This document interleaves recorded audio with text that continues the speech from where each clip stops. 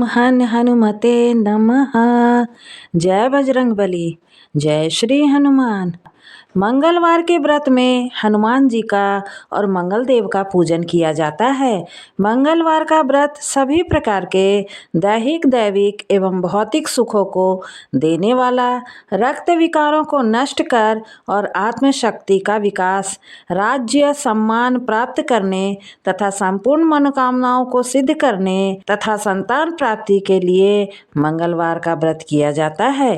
पद्म पुराण में मंगलवार के व्रत कथा का विस्तार पूर्वक वर्णन किया गया है। तो चलिए सुनते हैं हनुमान जी की बड़ी परम पावन दुर्लभ कथा। मंगलवार व्रत की कथा। प्रेम से बोलिए हनुमान जी महाराज की जय, मंगल देव की जय। व्यास जी बोले कि एक समय ऋषि मुनियों की तपोभूमि नैमिषारण्य तीर्थ पर परम पावन भूमंडल के 88,000 ऋषि मुनि आदि एकत्र हुए। उन्होंने श्री सूत जी से पूछा कि आपने अनेक पुराणों में दुर्लभ कथा बतलाई, अब कृपा करके कली काल की अल्पायु मानव जाति के हित साधने के लिए सरल, प्रभावशाली, तत्काल फल देने वाली व्रत कथा सुनाइए, जिससे अकाल मृत्यु, दृश्य श्रव्य पवित्र तथा अज्ञान दूर होकर भगवत भक्ति से युक्त पवित्र आत्मा तथा मन को शांति मिले। ऋषि मुनियों की उत्सुकता को देखकर श्री सूत जी बोले कि आप सब ने अत्यंत मनोरम लोक हितकारी प्रश्न पूछा है। इससे पूर्व यही प्रश्न एक बार धर्मराज के अवतार युधिष्ठिर ने भगवान श्री कृष्ण से कौरवों की सभा में पूछा कि हे प्रभु, आपके सत्संग लाभ के फलस्वरूप मुझे अनेकों व्रत कथाओं तथा धर्म के पावन स्वरूप का ज्ञान प्राप्त हुआ है। अब आप कृपा करके मनुष्य की पुत्र प्राप्ति सहित संपूर्ण मनोकामनाओं को सिद्ध करने वाला कोई ऐसी कथा सुनाइए जो कली काल में मानव जाति के लिए सरल तथा अल्प श्रम वाली हो। भगवान श्री कृष्ण ने युधिष्ठिर से कहा कि हे राजा, आपकी जिज्ञासा को शांत करने के लिए मैं एक अत्यंत प्राचीन ऐतिहासिक कथा कहता हूँ, इसे पूर्ण एकाग्रता के साथ सुनो। कुंदनपुर नामक एक नगर था। उसमें नंदा नामक निर्धन ब्राह्मण रहता था। उसकी पत्नी का नाम सुगंधा था। उनके दुख का सबसे बड़ा एक कारण यह था कि उनकी कोई संतान नहीं थी। ब्राह्मण की पत्नी सुंदर, सती सावित्री तथा पतिव्रता स्त्री थी। वह प्रत्येक मंगलवार के दिन विनय पूर्वक श्री हनुमान जी की कथा का पाठ और पूजन करने के बाद उनका भोग लगाकर स्वयं भोजन किया करती थी। काम की अधिकता से एक मंगलवार के दिन कोई दूसरा व्रत आ जाने के कारण वह हनुमान जी को भोग नहीं लगा सकी और संध्या काल के समय जब उसे याद आई तो वह अत्यंत दुखी हुई। उसे पश्चाताप हुआ कि आज पूजन, कथा, भोग इत्यादि का कोई भी नियम पालन नहीं हो सका, अतएव उसने भी अन्न जल ग्रहण नहीं किया। जब अगले मंगलवार हनुमान जी का व्रत पूजन तथा भोग लगाकर ही अन्न जल ग्रहण करूंगी, ऐसा प्रण करके वह दुखी मन से सो गई। वह प्रतिदिन हनुमान जी का स्मरण कर भोजन बनाकर पति को खिला देती, परंतु स्वयं भोजन नहीं करती। इस प्रकार उसने 6 दिन व्यतीत कर दिए, किंतु दुर्बल होने के कारण मंगलवार के दिन प्रातःकाल वह मूर्छित होकर गिर पड़ी। उसकी निष्ठा और भक्ति भाव से प्रसन्न होकर हनुमान जी उसके सम्मुख प्रकट होकर बोले, हे सुनंदा, तेरी भक्ति से मैं अत्यंत प्रसन्न हूँ। वर मांग कि तुझे क्या चाहिए। उसने वर मांगा कि हे भगवान, मुझे कोई संतान नहीं है, कृपा करके मुझे संतान देने की कृपा करें। श्री हनुमान जी ने कहा, तेरी अभिलाषा पूर्ण होगी। तुझे ऐसी कन्या रत्न की प्राप्ति होगी जिसके अष्टांग तुझे प्रतिदिन सोना दिया करेंगे। ऐसा वर हनुमान जी देकर अंतर्ध्यान हो गए। श्री हनुमान जी के वरदान पाकर वह अत्यंत प्रसन्न हुई। उसने संपूर्ण घटना का विवरण अपने पति को बताया। कन्या पाने के वरदान से वह दुखी तो हुआ, मगर अष्टांग से स्वर्ण प्रभा की बात से वह प्रसन्न हो उठा। उसने सोचा कि कन्या कन्या के आगमन से मेरी निर्धनता दूर हो जाएगी। श्री हनुमान जी की कृपा से ब्राह्मणी यथा समय गर्भवती हुई और उसने 10वें महीने में कन्या रूपी रत्न को जन्म दिया। 10वें दिन ब्राह्मण ने कुल पुरोहित को बुलाकर कन्या का नामकरण संस्कार किया। पुरोहित ने जन्म नक्षत्र के अनुसार कन्या का नाम स्वर्णा रखा। कन्या के पूर्व जन्म संस्कार बड़े उत्तम थे। उसने पहले जन्म में मंगल देव का विधि विधान से व्रत व पूजन किया था। कन्या के अष्टांग से प्रतिदिन सोना मिलने के कारण वह ब्राह्मण अत्यंत धनवान होने के साथ साथ अभिमानी हो गया। प्रकृति की विकास गति के अनुसार जैसे शुक्ल पक्ष का चंद्रमा बढ़ता है, उसी प्रकार वह कन्या प्रतिदिन बढ़ने लगी। एक दिन ब्राह्मणी ने अनुभव किया कि उसकी कन्या विवाह के योग हो गई है।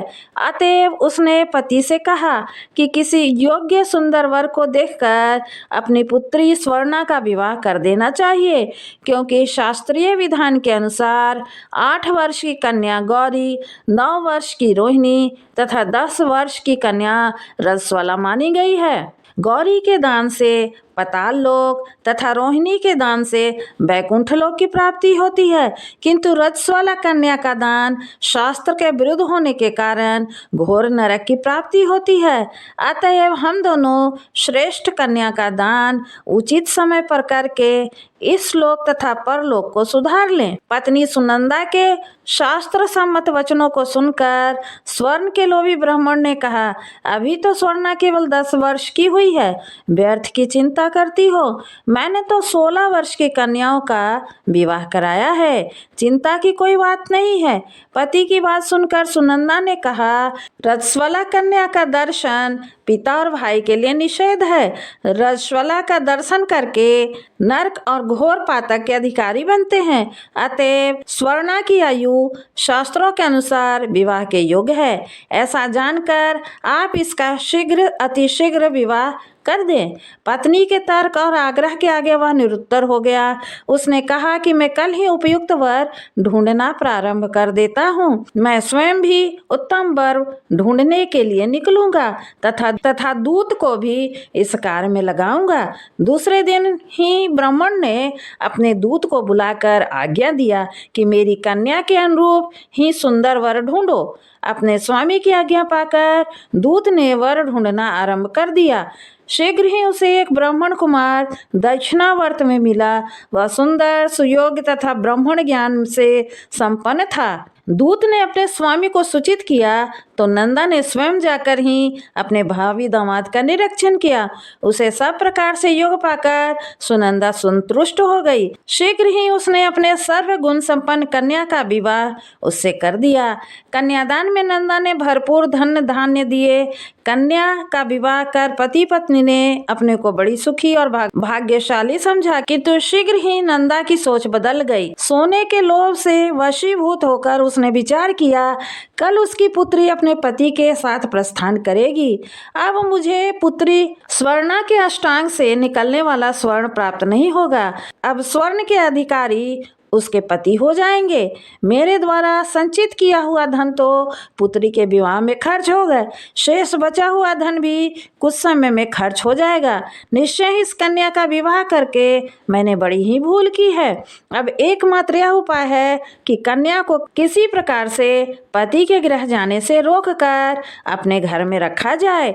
इस प्रकार विचार करते करते नंदा रात भर जागता रहा और अंत में उसने धर्म के विरुद्ध जाकर एक भयानक निर्णय लिया कि जब उसका दामाद स्वर्णा को लेकर अपने गृह के लिए प्रस्थान करेगा तो मार्ग में छिपकर वह उसका वध कर देगा और स्वर्णा को समझा बुझाकर अपने घर ले आएगा। विधवा और निराश्रित पुत्री को घर पर रखने के कारण समाज में भी उसकी निंदा नहीं होगी और स्वर्णा से पहले की तरह स्वर्ण नियमित प्राप्त होते रहेंगे। प्रातःकाल शुभ मुहूर्त का विचार कर नंदा और सुनंदा ने अपनी पुत्री और दामाद को बहुत सारा धन देकर प्रसन्नचित्त होकर सभी परिवारजनों के साथ विदा कर दिया। इधर सोमदेव अपनी पत्नी स्वर्णा को लेकर घर की ओर चल पड़ा और उधर सोने का लोभी मति भ्रष्ट नंदा एक अन्य मार्ग से आकर अपने दामाद सोमदेव की हत्या करने के उद्देश्य से छिप गया। उचित अवसर पाकर छिप कर पीछा करते हुए नंदा ने अपने दामाद सोमदेव का वध कर दिया और वहां से भाग गया। पति के शव के पास विलाप करती हुई पुत्री स्वर्णा के सामने आकर बनावटी दुख व्यक्त करते हुए नंदा कहने लगा, पुत्री, लुटेरों ने तेरे पति का वध कर दिया। अब तू घर चल, वहां पर ही रहकर अपना शेष जीवन व्यतीत करना। भगवान की इच्छा के आगे किसी का वश नहीं चलता। उसने जो अच्छा लगता है वह वही करता है, इसलिए धैर्य धारण करो। जो भाग्य में लिखा है वही होगा। पिता की कपटपूर्ण वचनों को सुनकर स्वर्णा बोली कि पिताजी, संसार में पति बिना नारी का जीवन व्यर्थ है। मैं अपने कर्तव्य का पालन करूंगी। माता पिता तथा सास ससुर के यश को बढ़ाने वाले धर्म का पालन करते हुए अपने पति के साथ सती हो जाऊंगी, पर घर लौटकर नहीं आऊंगी। स्वर्णा की बातों को सुनकर ब्राह्मण विचार करने लगा कि मैंने बेकार ही उसके पति का वध कर दिया। मेरा अभिष्ट तो सिद्ध होता दिखाई नहीं देता। इसके विपरीत ब्राह्मण हत्या और पुत्री के शरीर त्याग का पाप मेरे सिर पर ही लगेगा। इस प्रकार विचार कर वह पश्चाताप और ग्लानि के कारण रोने लगा। सोमेश्वर की चिता बनाई गई। स्वर्णा 16 श्रृंगार कर पति का सिर गोद में रखकर चिता पर बैठ गई। जैसे ही सोमदेव के शव को मुखाग्नि दी गई, वैसे ही प्रसन्न होकर मंगल देव प्रकट हो गए और बोले कि स्वर्णा, तेरी पति भक्ति से अत्यंत प्रसन्न हूँ, अतएव मनोवांछित वर मांगो।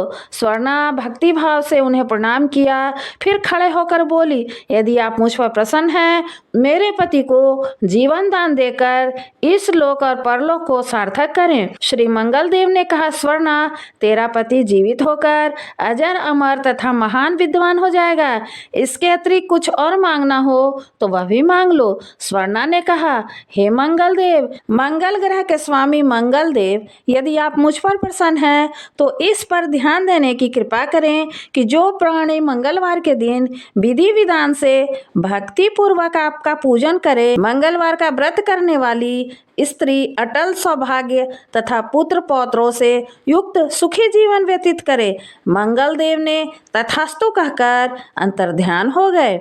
मंगल देव की कृपा से अपने पति को प्राप्त कर स्वर्णा अत्यंत प्रसन्न हुई। अमंगल को नष्ट करने वाले मंगल देव का विधि विधान से पूजन और व्रत का पालन करते हुए पति पत्नी सुखी जीवन व्यतीत करने लगे। मंगलवार व्रत की कथा पूर्ण हुई तो प्रेम से बोलिए, श्री हनुमान जी की जय, श्री मंगल देव की जय।